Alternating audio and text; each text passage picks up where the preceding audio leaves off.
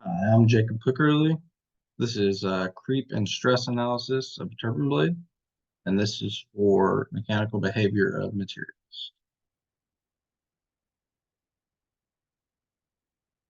So background on my project here, um, I'm going to be doing creep and stress analysis on a turbine blade. So over here to the right, in this picture with the blue background, this is a jet engine turbine blade. Um, you can see at the bottom here, it has a fir tree. This fir tree is for the interface between the turbine wheel and the turbine blade. So this is how the turbine blade can transmit its rotational velocity to the turbine wheel, which then can turn into shaft.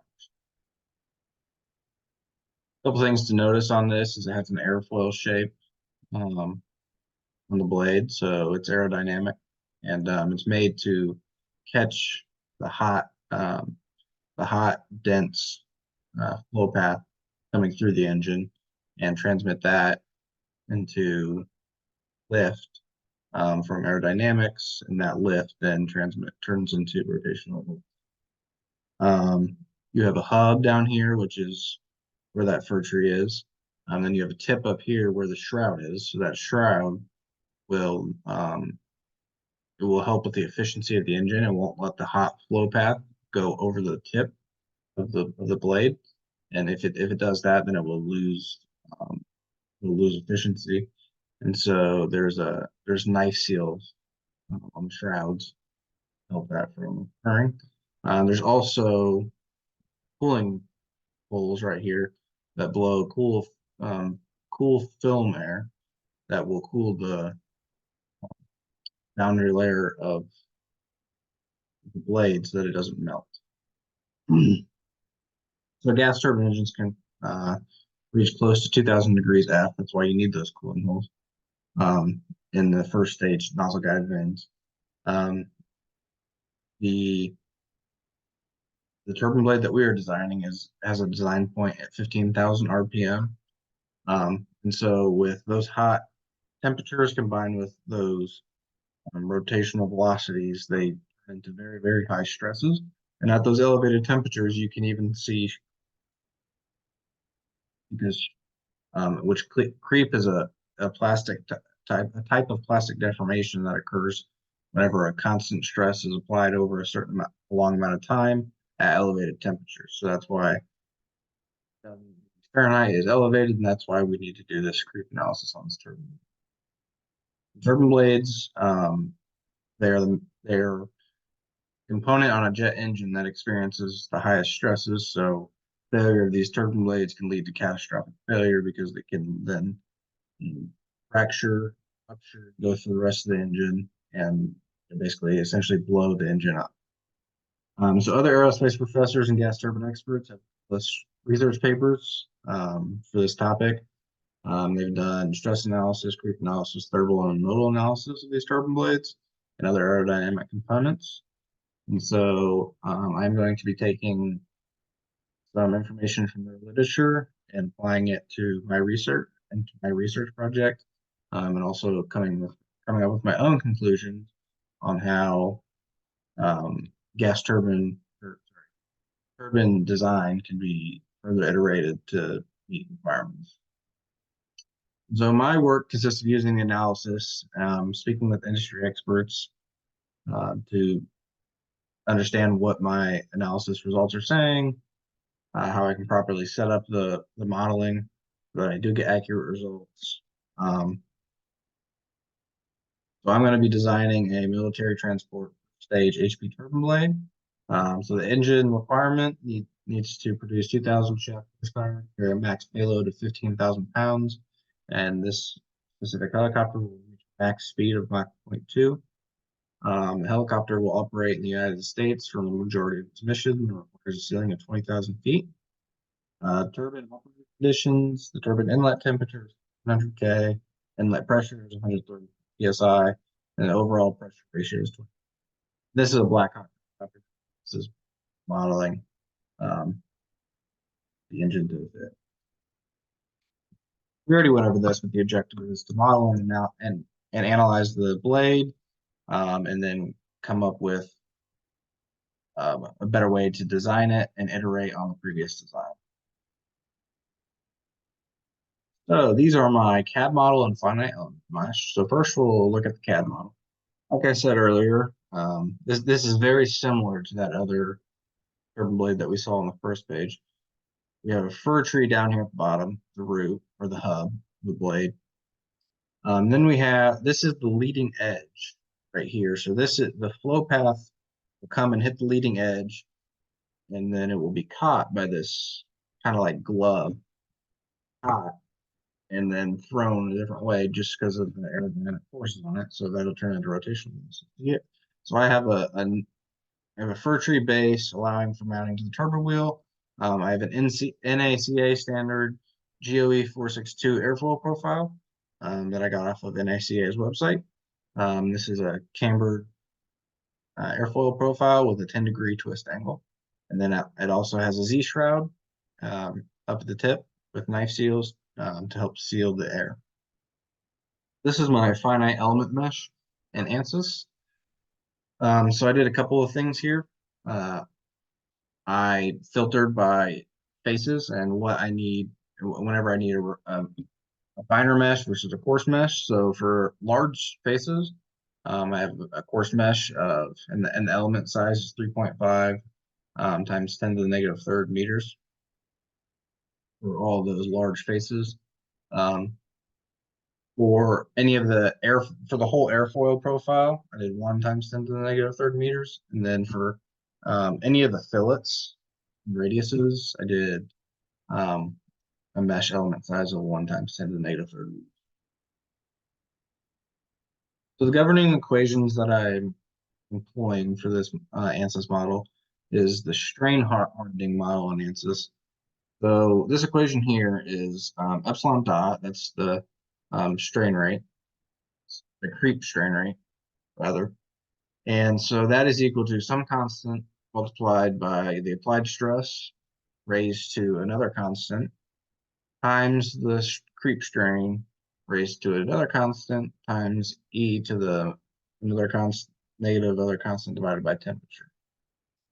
So for this, we are going to assume that C3 is equal to 0. So that means that the creep strain is going to be constant. And so that is going to say that, and so that will then therefore make a constant creep strain rate, which is a reasonable assumption for what we're doing here.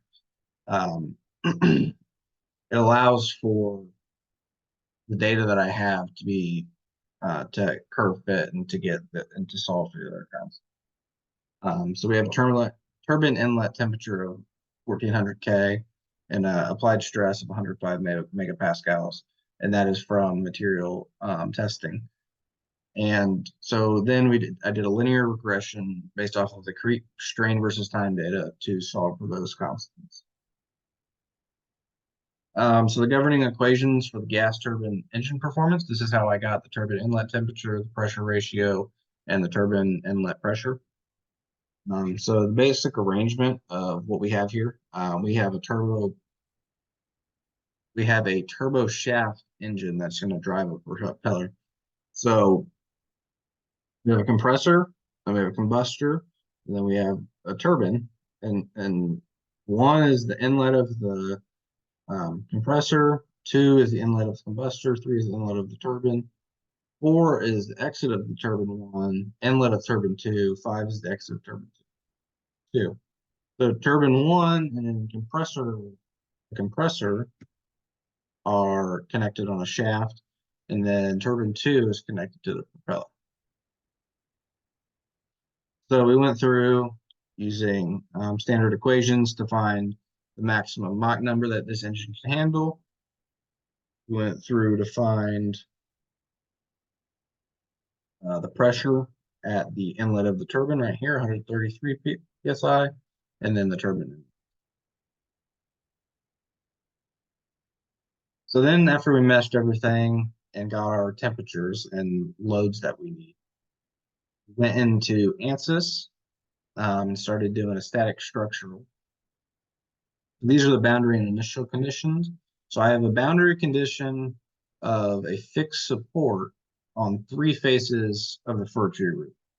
So one on this front face here, one on I'll call the convex side of the blade, and then one on the concave side of the blade. This fixes the degrees of freedom. So it fixes translation and X, Y, and Z, as well as rotation around all the axes, which is exactly what you want. You don't want to over constrain it. You still need to, and it can still grow in the Z direction based on thermal expansion. So we have those. Then I have an acceleration load applied at the center of gravity. And this is from the speed of 15,000 RPM. And then I have a pressure load of 133 psi acting on the concave face of the airflow. And this is from the pressure rise due to the compressor, and then additional pressure rise due to the added temperature of the combustor. So the material that I chose for this is Inconel 690. This is a standard. Inconel is a standard material used for turbo blades. There's a bunch of different variations of it, but I figured 690 would be suitable for this application. So the way that we got those creep constants is from this creep strain percentage versus creep time graph right here. So we have a curve for 105 megapascals. So based off of the equation for creep strain rate, we did a linear regression and a curve fit to figure out what those constants were. And here it is right here. This is the linear regression, finding out the equation, therefore solving for those constants. And then down here, these are the constants. This is the screen answers. That's the screen hot. The other material properties, which are physical constants, modulus, Poisson's ratio, ultimate strength, yield strength, that came from a material data sheet. So all of these highlighted rows are, it's 2,000 degrees Fahrenheit inlet temperature. So that's what I got all the material properties for, is at 2,000 degrees F. Density is going to be constant because it's a solid. And then everything else is kind of extrapolated from that. So after plugging everything in, getting the right boundary conditions, putting loads on it, material properties, we decided to run 3 different simulations. An equivalent creep strain, a maximum shear stress, and a total deformation. So for the equivalent creep strain, this is what we wanted to figure out for a long period of time. Over a long period of time, we got a respectable max creep strain of 0.14%. And it's a little bit higher than what you would actually want. I'm talking to experts that you want 0.05 to 0.1%. That's doable.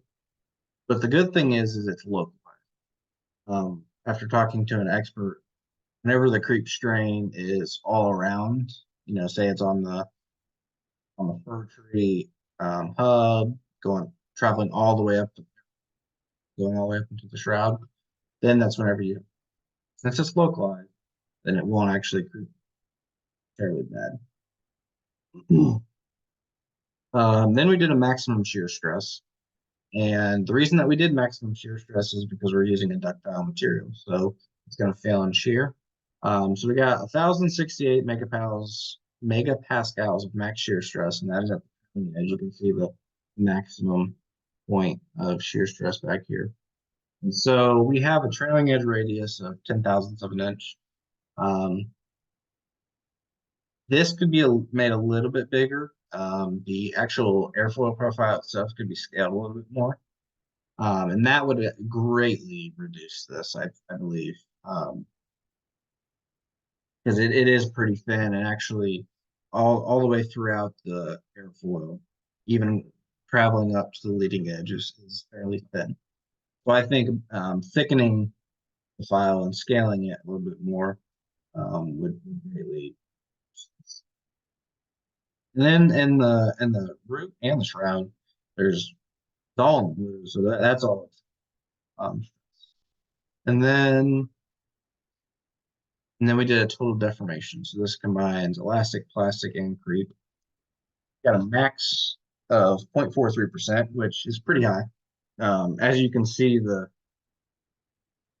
especially in these other pictures it's more prominent, but the shroud's actually, dipping over. It's like a cantilever beam that has a load on it. And so, again, talking with an expert, this because this blade is rotating at such high speeds, it needs to be balanced and it needs to be calibrated correctly for the geometry. So that is another thing that could be iterated on, is either making that a little bit thicker so that it's harder to bend. Again, scaling that airfoil up would actually stiffen it a little bit. So that would help with that too.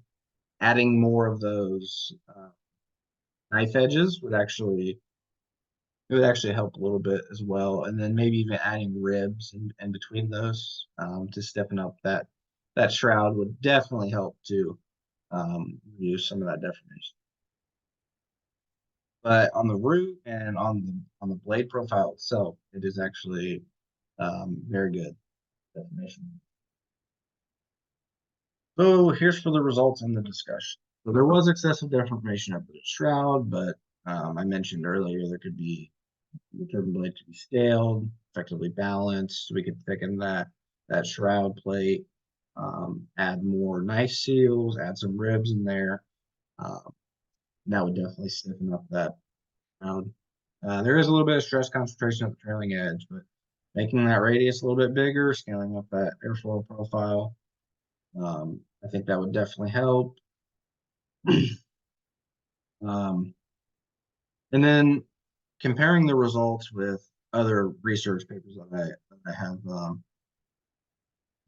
reading, this error is actually within about plus or minus 10% of those models. So I think that my material properties are a little bit generalized. The data sheet might not encompass exactly what material would be going into the engine. So I think that we could, come up with better material properties, do a little bit of testing on our own. That would help this, or at least figure out, better way to get those material properties, and maybe a little bit of finding the mesh a little bit with one. So summary and recommendations. The results obtained can help to perform design iterations on future jet engine blades. So like I mentioned about the shroud and the turbine blade profile, this study has comparable results to topics of nature literature. I think if more research is to be conducted on this topic, material testing should be employed. Results. Also, if time allows and enhanced computing power is available, a finer mesh could yield better results. And ultimately, for validate these models, component testing at the end would verify modeling results, help. And here's my references. Like I said, I referenced the data sheet, ANSYS creep modeling video on YouTube, and then this creep. Thank you.